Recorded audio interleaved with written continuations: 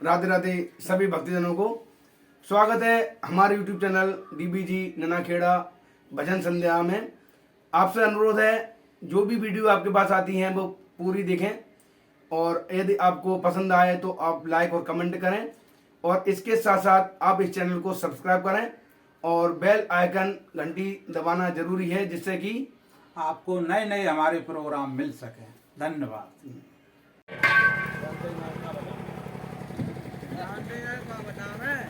परीक्षित महाराज, जल में पानी में किसका वास होता है?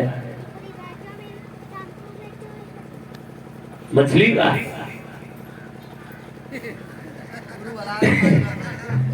देखिए, जल में वरुण देवता का वास होता है। किसका?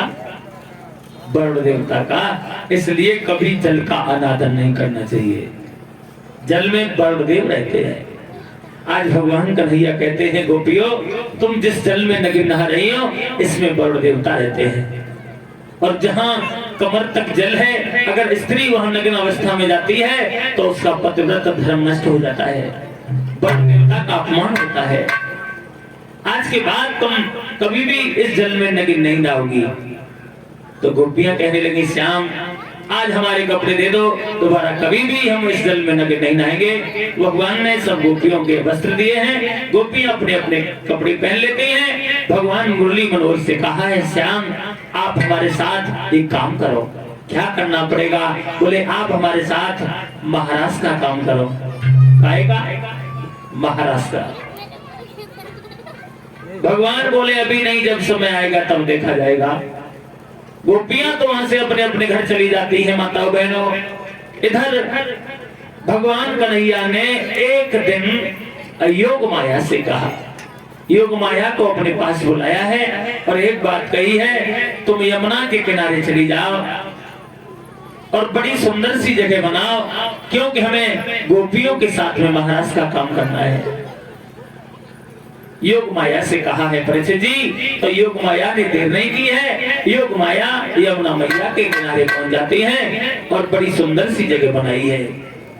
और जब वो जगह बन गई है तो भगवान श्याम को आके बताया है, भगवान उस जगह का निर्माण हो गया है, आप जाके निरीक्षण कर लीजिए। तो भगवान कन्हैया जब उस जगह को देखने के लिए गए हैं तो वो जगह जब देखी है भगवान कन्हैया ने, तो कवि कह रहा है,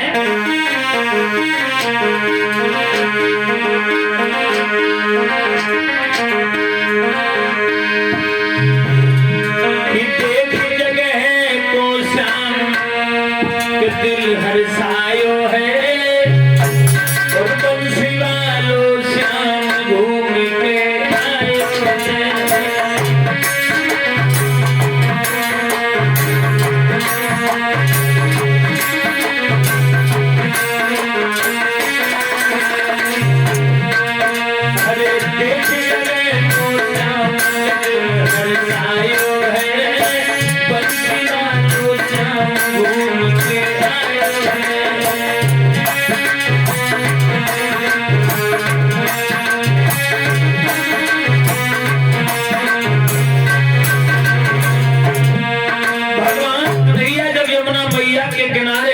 सज्जनों, तो क्या देखा है? बड़ी सुंदर सी जगह है, बड़ी सुंदर सुंदर फुलवारी है। उन फुलवारियों पर सुंदर सुंदर फूल लगे हुए हैं, उन फूलों पर सुंदर सुंदर भंवरे किलोले कर रहे हैं। ऐसा ही नहीं,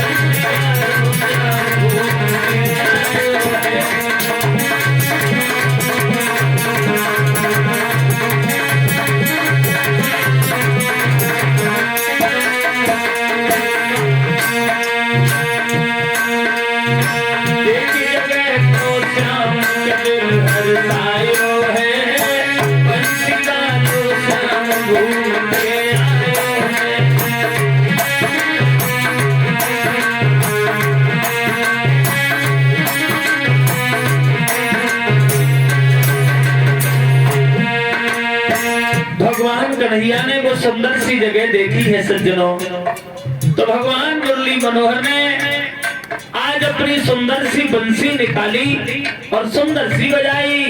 कैसी बजाई? लई मुरली जब हाथन में बीवी घुचाऊ बजाई।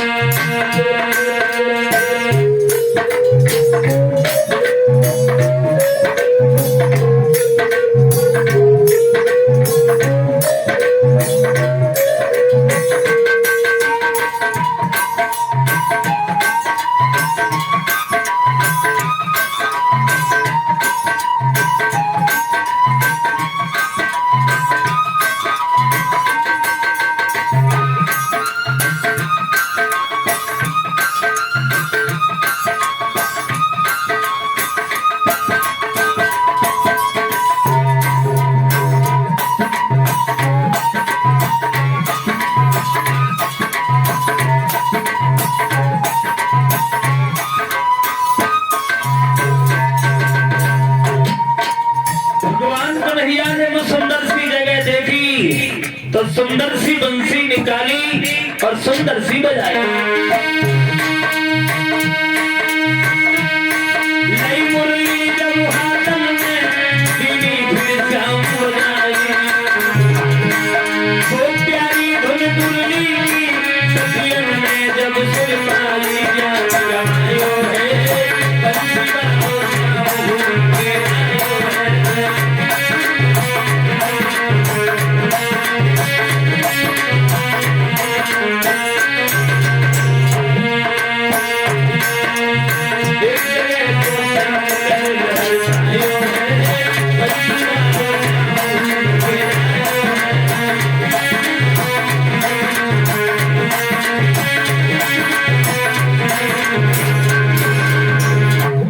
भगवान कन्हैया ने वो सुंदर सी जगह देखी तो सुंदर सी बंसी निकाली और सुंदर सी बजाई।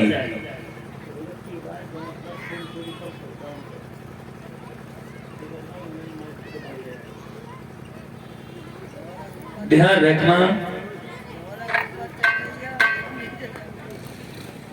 आज भगवान कन्हैया ने अपनी बंसी बजाना आरंभ किया। कैसी बजाई? तो हमारी ये औकात नहीं है जो हम बंसी भगवान जैसी बजा के दिखा दें, लेकिन हमारे गुरुदेव ने छोटी सी कल्पना की कि भगवान ने बंसी बजाई तो कैसी बजाई। कैसी बजाई? बोले ऐसी बजाई कि ऐसी बजाई गई। कैसी?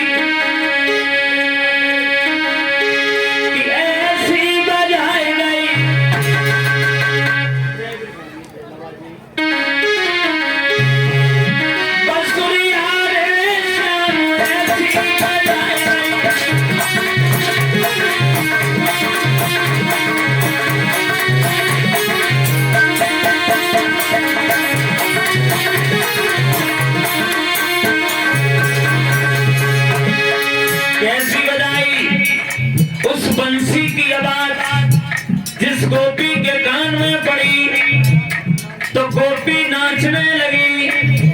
बंसी की धुन में झूमती जा रही हैं, घर का काम भी करती जा रही हैं, लेकिन बंसी की धुन जब कान में पड़ी तो उल्टे सीधे काम करने लगी हैं। कैसे काम करने लगी? अगर कोई गोपी श्रृंगार कर रही थी तो श्रृंगार करना भूल गई। क्या हुआ? किसी के नाक में कुंडल बुला के कानन में ऐसी बजाई। किसी के नाक में कुंडल बुला के कानन में, किसी के होठन में सुरमा लिपस्टिक आँखों में।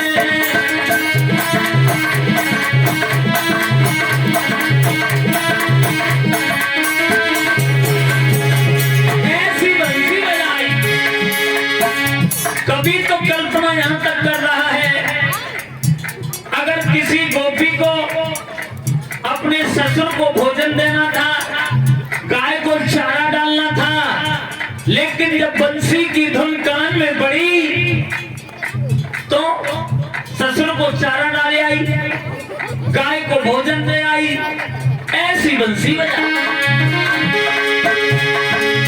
किसी के नाक में कुंडल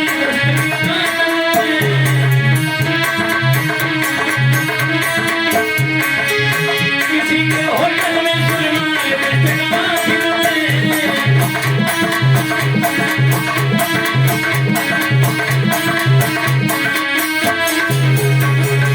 ऐसा ही नहीं, गाँव में थोड़ी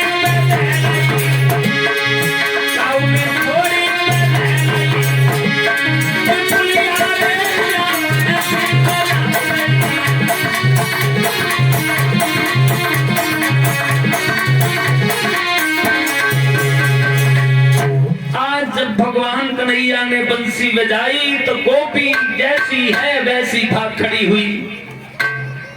अगर कोई गोपी खाना बना रही है तो एक रोटी तवा पे है और एक हाथ में लेके भाग खड़ी हुई, वहां भागने लगी है जहां से बंसी की धुन आ रही है, बंसी की धुन की आवाज आ रही है। घर वालों ने बहुत रोका लेकिन गोपियां नहीं मानी, भाग भाग के पहुंच जाती हैं यमुना मैया के किनारे जहां भगवान कन्हैया अपनी प्यारी सी बंसी बजा रहे थे। भगवान से कहा, श्याम आज आप हमारे साथ महाराज का काम करो। भगवान बोले आज नहीं, फिर देखा जाएगा। गोपी बोली आज नहीं मानूंगी, आज तुम्हें हमारे साथ में महाराज का काम करना पड़ेगा। भगवान कन्हैया गोपियों की बात मान लेते हैं, महाराज का काम शुरू होता है। माता बहनों, प्रमाण ये मिला है जितनी गोपी थी उतने ही भगवान कन्हैया बने हैं। आज के लोग कह देते हैं जब भगवान गोपियों के साथ नाचते रहे, उन्हें छेड़ते रहे तो हम कर देंगे, तो कौन सी गावाई है। उन्होंने तो और भी काम किए, जितनी गोपी थी उतने ही बने, तुम दो ही बन के दिखाई दो तब जाने। किसी गोपी को यह आवाज नहीं हो रहा है कि मेरे अलावा भगवान कन्हैया किसी और के भी पास हैं। भगवान कन्हैया का वो रास प्रारंभ हो गया है। गोपियों के साथ भगवान श्याम नृत्य करने लगे हैं और उसी बंसी की आवाज कैलाश पर्वत पर पहुंची।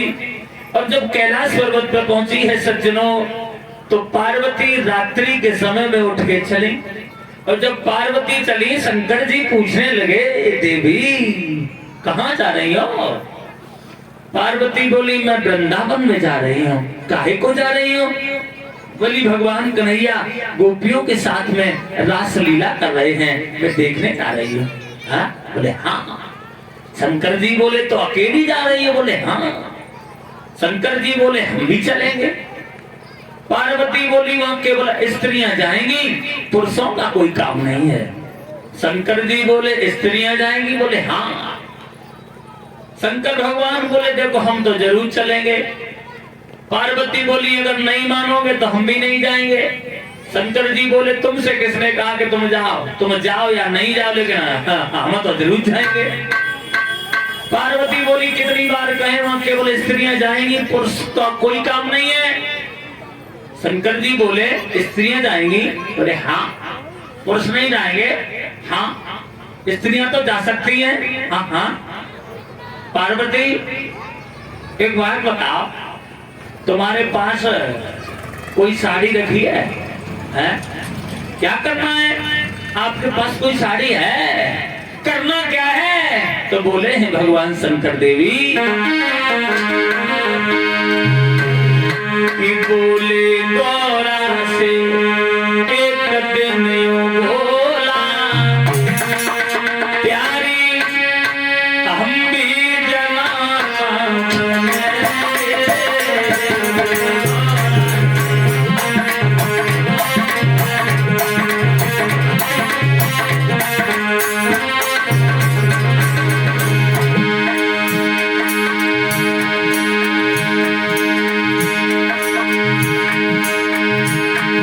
भगवान शंकर देवी अगर तुम्हारे पास साड़ी हो तो उसे ले आओ। बोले गौरा से एक दिन यूं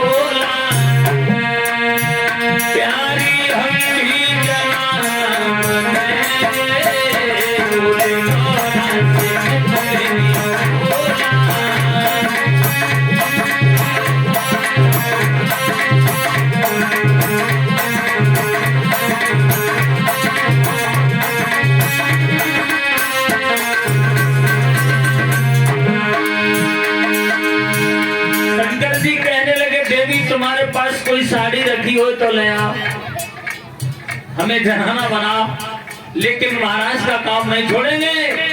पार्वती कहने लगी तुम्हें जनाना बनाए, साड़ी पहनाए, स्त्रियों वाला श्रृंगार करें और जो 1.5 हाथ की दाढ़ी लटकी जाए ना छुपाए। शंकर जी बोले चिंता नहीं करो, लंबा सा घूंघट बांध लेंगे, लेकिन महाराज का काम नहीं छोड़ेंगे। बोले बोला से प्यारी हम भी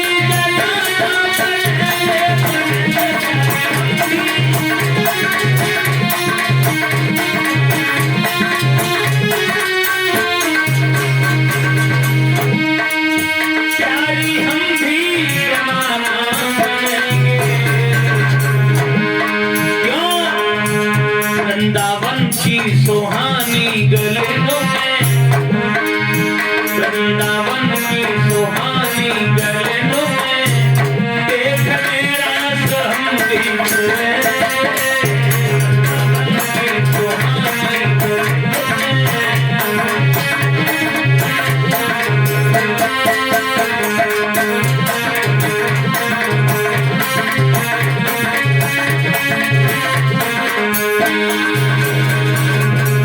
कहा अगर तुम्हारे पास कोई साड़ी रखी हो तो ले आओ, हमें जनाना बनाओ, लेकिन महाराज का काम नहीं छोड़ेंगे।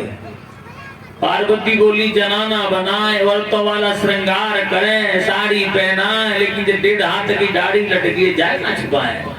शंकर जी बोले चिंता नहीं करो, लंबा सा घूंघट मान लेंगे। और ध्यान रखना माता बहनों, पहले आजकल जैसी साड़ियां नहीं थी। आजकल अगर दूर से आती हो तो यही समझ में नहीं आता ये मच्छरदानी ओढ़े आ रही है या फिर साड़ी पहने आ रही है। घूंघट कितना भी लंबा है लेकिन दिखाई सब देता है ना। हम सच कह रहे हैं झूठ कह रहे हैं? पहले ऐसी साड़ियां नहीं थी। अब जब भगवान शंकर नहीं माने हैं सज्जनों, तो आज पार्वती ने अपने हाथों से अपने पति को जनाना बनाया है और वाला श्रृंगार किया, चूड़ी पहनाई, बिछिया पहनाए, जितना होता है सब किया, साड़ी पहनाई। अब आगे आगे पार्वती, पीछे पीछे भोले बाबा जा रहे हैं। अब पहुंच गए वहां जहां महाराज का काम हो रहा था। कुछ लड़कियां दरवाजे पे खड़ी थी। पार्वती जैसे ही घुसी रोक लिया, खड़ी हो जा। कहां से आई? बोली कैलाश पर्वत से। अच्छा, शंकर जी की पत्नी हो? बोले हाँ हाँ ठीक है, जा जा चली जा। अब पार्वती अंदर चली गई, भोले बाबा पीछे पीछे रहे, उन्हें भी रोक लिया, खड़ी हो जा। कहां से आई हो? पहली बार देख रहे हैं, पति का नाम क्या है? भोले बाबा रुक तो गए, कहे कुछ नहीं पाए। अब पार्वती ने देख लिया, लौटे आई, दूर से ही भगे। अपनी कितनी बार मना किया, नहीं माने, अब क्या कह दूं? अब शंकर जी ने दूर से इशारा किया, जो कुछ कहो सो कहो, लेकिन अंदर ले चलो। अब पार्वती लड़कियों के पास आई, इन्हें क्यों रोका? इन्हें क्यों रोक लिया? इन्हें अंदर क्यों नहीं जाने दिया? अब लड़कियां बोली देखो हम तुम्हें तो जानते हैं, हम इन्हें जानते ही नहीं है। ये कौन है? आपके साथ है, आपके साथ आई है, आप भी बता दो ये कौन है। तो देखो पार्वती ने कहा देखो अभी इनकी नई शादी हुई है, इसलिए बातें करने में थोड़ा शर्म होती है। हम तुम्हें बताएं ये कौन है? कौन है? तो बोली है पार्वती।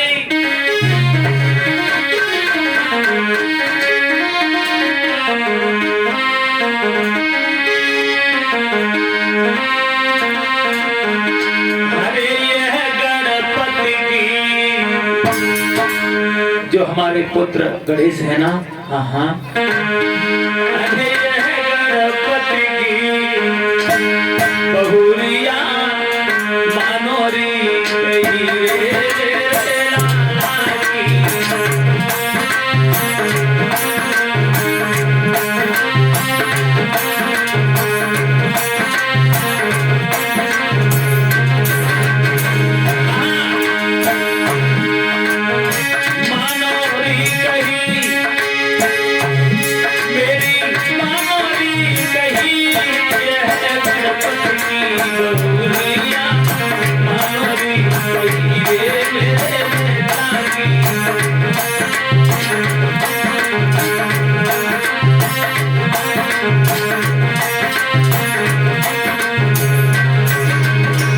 पार्वती बोली, ये है ना?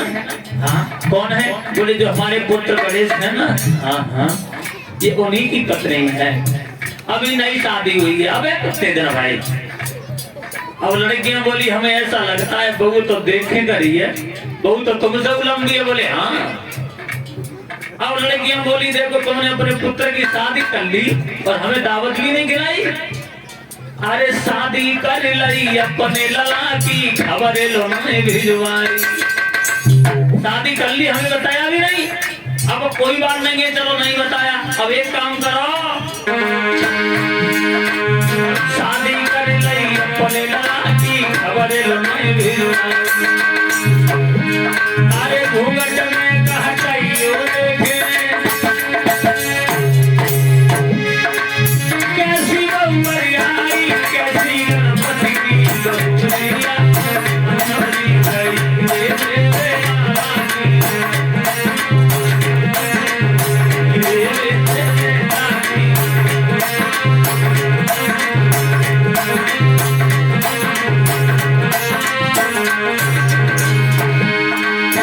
लड़कियां कहने लगी तुमने अपने पुत्र की शादी कर ली और हमारे पास कोई सूचना ना भिजवाई। तो कोई बात नहीं, चलो यहाँ तक आए गई है तो एक काम करो, थोड़ा पर्दा हटाओ, हम भी तो देखें तुम्हारे पुत्र की पत्नी कैसी है। अब पार्वती शंकर जी पे फिर भके बनी, हम क्या कह दे। अब शंकर जी ने फिर इशारा कर दिया जो कुछ काओ सो काओ, लेकिन अंदर है चलो। अब पार्वती बात बदल के फिर बोली हम तुम्हारे यहाँ आ गए तो तुम मुंह देखने की बात करने लगी। ऐसे नहीं मुंह दिखाया जाता है। और बोली पार्वती अरे मुंह देखो जो मेरी बहू को द्वार मेरे पैर और खाली हाथ आए कैसे संग में तो लग लियो लियो उड़न को चुन दिया हमारी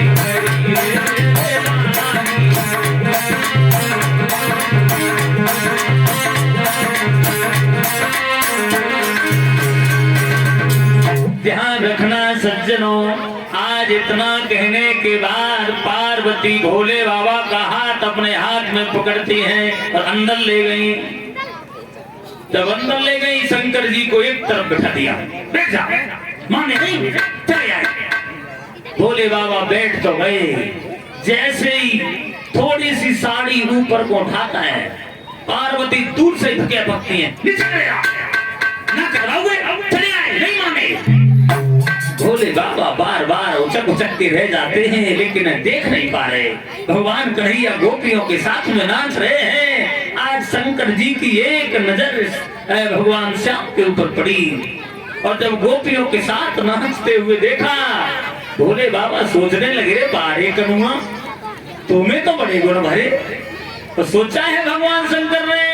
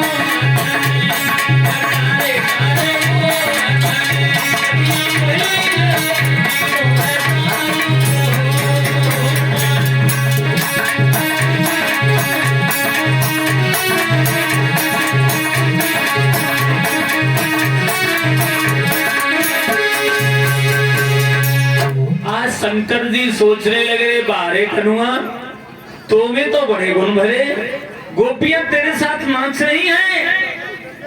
ध्यान रखना परीक्षित जी, भगवान शंकर देखते रहे लेकिन रुका भोले बाबा से भी नहीं गया। वो साड़ी उतारी और एक तरफ फेंकी, डमरू हाथ में ले लिया। भगवान शंकर आज गोपियों के बीच में नृत्य करने लगे हैं। भगवान कन्हैया ने वहां भगवान शंकर का एक नाम रख दिया है, गोपेश्वर भगवान। बोलिए गोपेश्वर भगवान की। इधर भगवान कन्हैया गोपियों के साथ में महाराज का काम कर रहे हैं, लेकिन गोपियों को घमंड हो गया। कैसा? और ध्यान रखना, जिसे घमंड हो जाता है उसका घमंड तोड़ने में भगवान देर नहीं करते हैं। और जब गोपियों को घमंड हुआ, गोपियां सोच रही हैं वो तो कन्हैया हमारे कब्जा में है, जब चाहेंगे तब घर के बर्तन साफ करवाएंगे, जब चाहेंगे तब नचाएंगे, जब चाहेंगे तब घर बुलाएंगे। भगवान जान गए कि गोपियों को घमंड हो गया है। उसी समय भगवान कन्हैया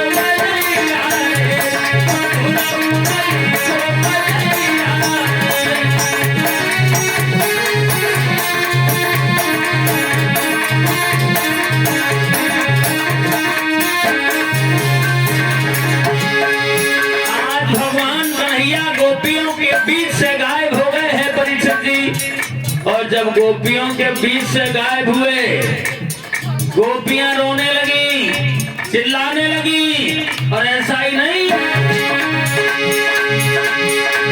चारों तरफ झूठी अंधियारी,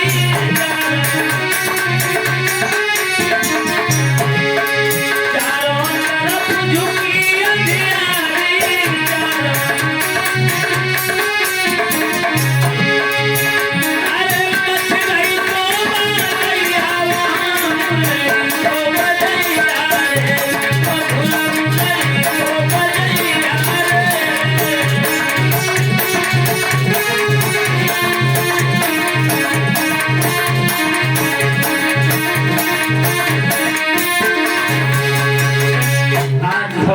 कन्हैया गोपियों के बीच से गायब हो गए। गोपियां हैरान हो गईं, रोने लगी।